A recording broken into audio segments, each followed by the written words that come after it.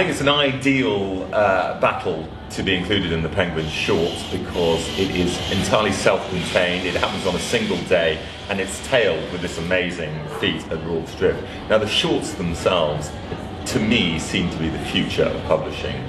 Electronic forms, small bite-sized chunks that can be easily consumed.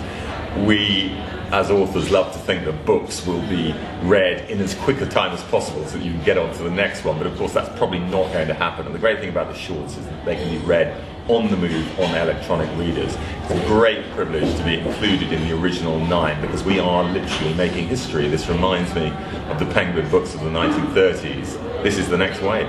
I love the idea that you'll be able to stand, perhaps on a packed commuter train, lost in the clash of one of our most important battles.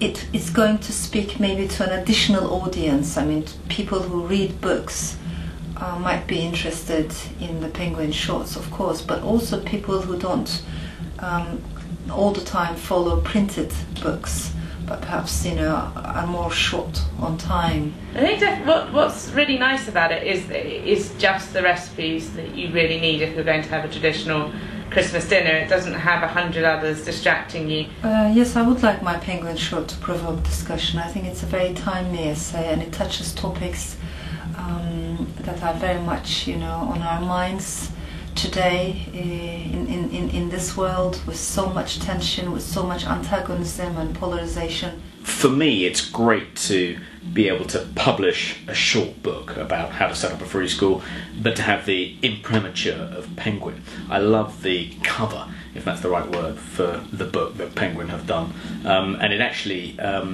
looks quite a lot like the cover of a book my father wrote for Penguin in 1958 called The Rise to the Meritocracy. You can put them side by side and it feels like there's some continuity there.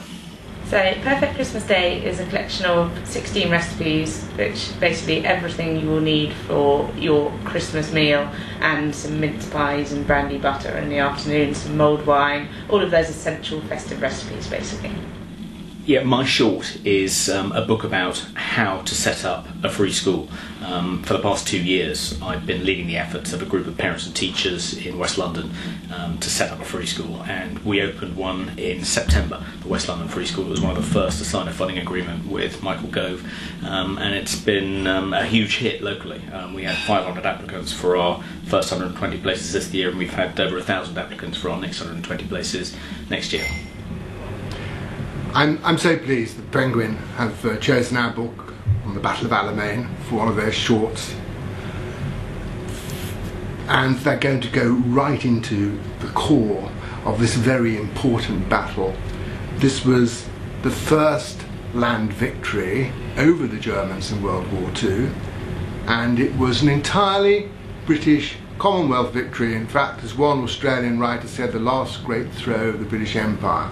It's a non-fiction piece, mostly based on, you know, my thoughts, but also personal observations, the experiences I've had as I travelled back and forth, East and West, Middle East, Europe, USA.